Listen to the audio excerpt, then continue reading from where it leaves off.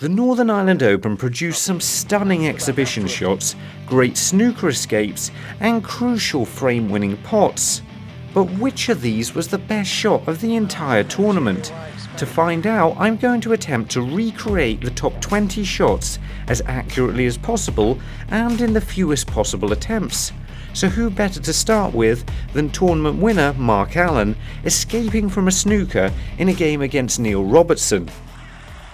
Neil was fortunate to leave Mark in this position after missing a pot, and it took Mark quite a long time to work out what to do. The shot itself wasn't that difficult, it was more just seeing it in the first place.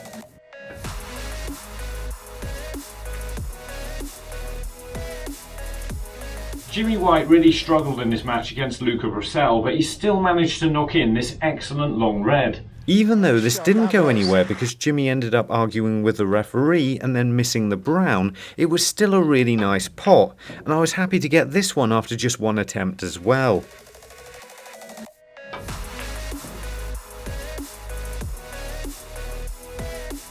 Mark Allen again with this difficult long red. Not only does he manage to pot it, but he also manages to screw the cue ball back for the blue. This needed backspin and left hand side to get top side of the blue. However, I didn't get 3 in a row and missed by quite a long way, so I was really surprised when the next shot went perfectly. I ended up in exactly the same place on the blue as well.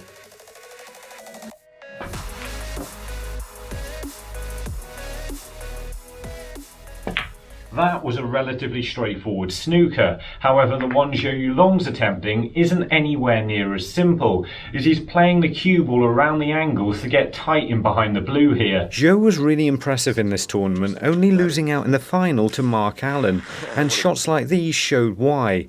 This was really difficult to hit thin enough. My first 2 attempts were way too thick, as it was difficult to find exactly the right contact on the red using right hand side and the extensions like this. I started to get close, but you needed to be incredibly accurate to get the cue ball tight in behind the blue. I always find these shots a little bit difficult to judge because you have to be incredibly accurate to get them right, but at the same time there's not a huge amount of risk if it goes wrong. Other than the time I went in off, most of these would have been a pretty good safety shot. It's just getting the snooker that's a challenge. So I was pretty pleased to get it on my 8th attempt because this was a really tough one to get right.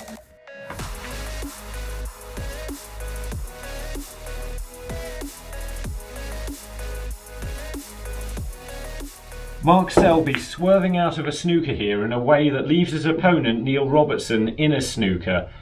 Because my table doesn't have the super fine match cloths you see on TV, this shot's actually a little bit easier for me to play because I can swerve round the brown with a lot less side spin. However, I kept overdoing it because I could swerve so much, and even though I got the snooker on my 2nd attempt, it wasn't good enough because Mark ended up getting a snooker off Neil here, so I had to back off the side spin on my 3rd attempt to get this right.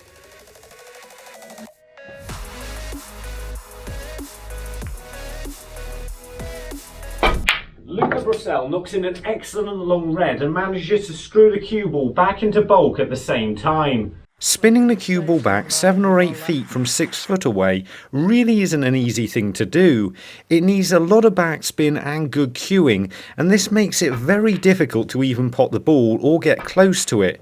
It took me a good few attempts before I got close, and then I realised I'd made a mistake after I got the pot. I couldn't screw back anywhere near as far, but I hadn't put a red in the middle of the table, so I tried it again and was happy to pot it again straight away. But unfortunately that's the limit of my cue power.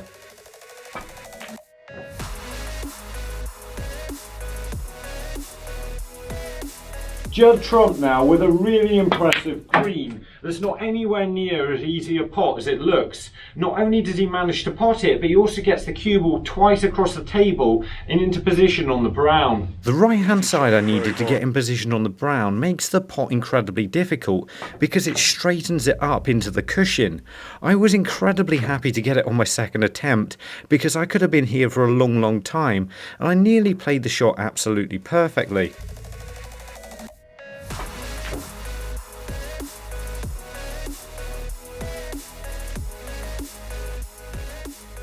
Once again, Mark Selby's escaping out of a snooker, only to leave his opponent in a snooker. And this one's a lot more impressive, I believe. In a close first round match where Mark looked in a lot of trouble after snookering himself, this shot made all the difference. I'm not sure if I'm a little bit shorter than Mark, but I found it incredibly difficult to reach this.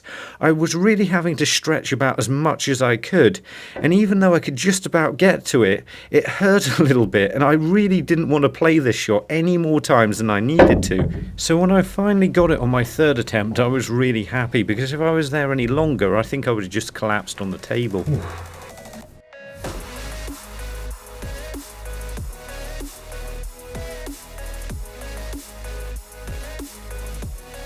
I really didn't understand why Neil Robertson was attempting this cut on the black, but it was a really good shot nonetheless. This put him a long way ahead in the frame and meant that an opponent, Mark Selby, wouldn't be coming back to the table.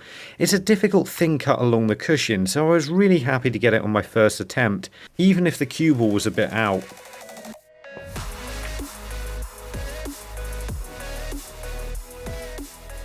Judd trumped now with what I can see is going to be a really awkward shot for me, as he doubles the yellow back down the table into the yellow pocket. Because I'm right-handed, I couldn't reach this shot, so I started off playing with a rest, but quickly realised this wasn't going to be good enough if I wanted to get the cue ball back down the table. So I flipped it. By playing the shot like this and mirroring the image so it looks like I'm left-handed. This meant I could screw back far enough down the table, but I don't really like doing this because the room looks a bit weird when it's inside out, or back to front or whatever it is. Either way, I just had to get the double, and 6 attempts was pretty good on this, particularly as I got the cue ball on the green, just not the right side of the blue or pink.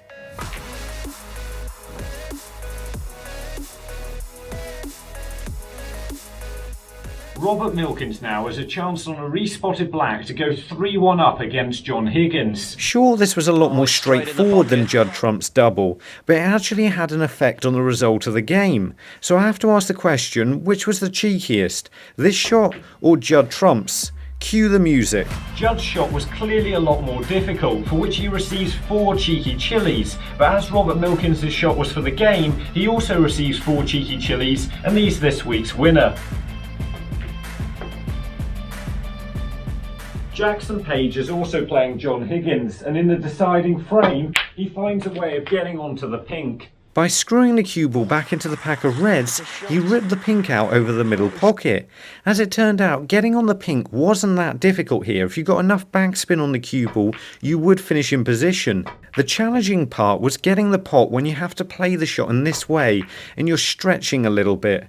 I found it a little bit difficult to get the right angle on this shot, and it took me a fair few tries. I would have liked to have got this a lot quicker, but in the end I was happy with the result.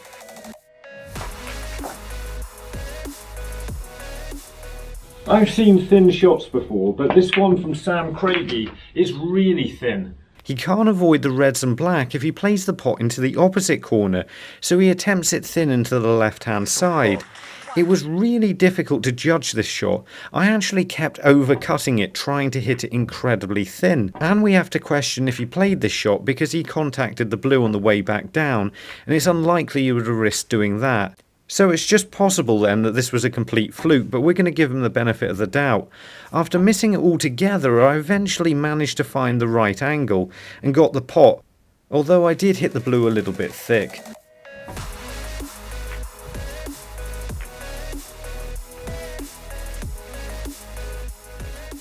We've seen a lot of good snooker escapes already, and this one from Neil Robertson isn't bad either. Not only does he hit the yellow here, he pushes it safe to the side cushion, which is crucial because the game is still live.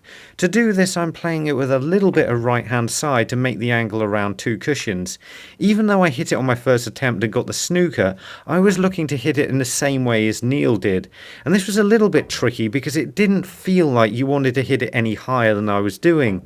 Eventually on my 4th attempt I got it pretty good, even if the cue ball didn't go as far as I wanted it to.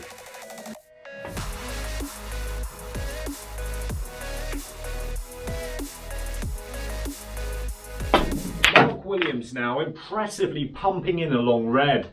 Other than the Luca Brecel shot from earlier where I couldn't screw the cue ball back far enough, this was probably the shot I struggled with the most.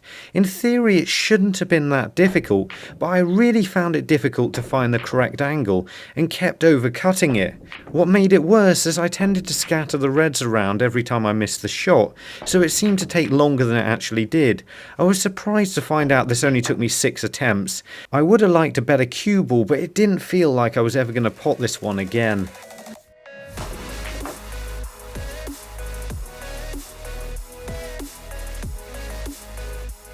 Now to Shaun Murphy with an awkward looking shot that he manages to turn into a match winner. Just potting a red down the cushion isn't easy in itself, but Shaun also manages to develop the green at the same time by screwing the cue ball back, meaning he could go on to make the straightforward clearance and end up winning the match 4-0. It was a little bit tricky to get the pot on this one, but once I did, I managed to get on the green pretty easily.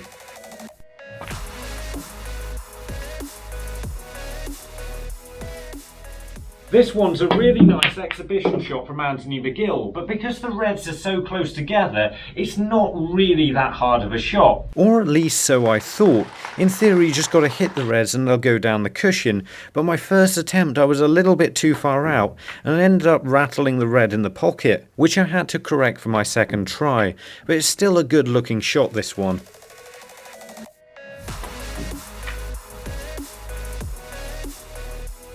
We've got another Mark Allen shot coming up after we find Otis, who's from Stralsund in Germany, which is there. And his comment only makes sense if you watch the video.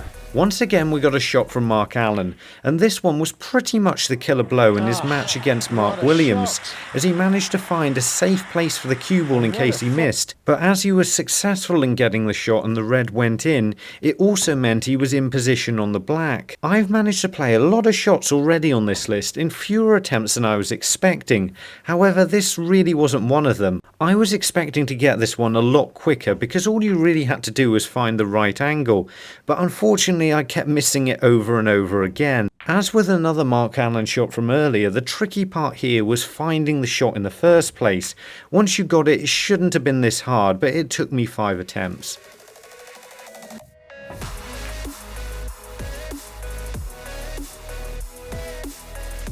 This next one's a shot that I don't think Li Hang had to play, but he spent a long time lining it up, so he was definitely intending to pop the red off the brown. However, I'm not really sure why he didn't just play the red into the middle pocket. Even though it might not have been straightforward to pot it in the middle and play it as a shot to nothing, I'm sure he could have found a way of doing it. Maybe he just didn't fancy the shot. Either way, on his very next shot he ended up missing the black, so it didn't really make too much of a difference anyway. I was pretty happy to get it in 3 though.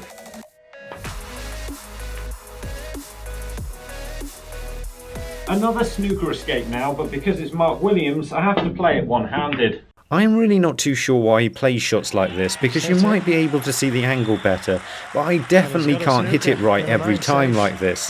Either way, he still managed to get the snooker back behind the brown, blue and pink, and I was trying to do the same thing, but I was struggling to hit it perfectly every time, just playing it one-handed. On my third attempt, however, I was pretty lucky. I was just trying to get it behind the brown, blue and pink, and the yellow ended up there on my third attempt just about, so I'm calling this as a good shot.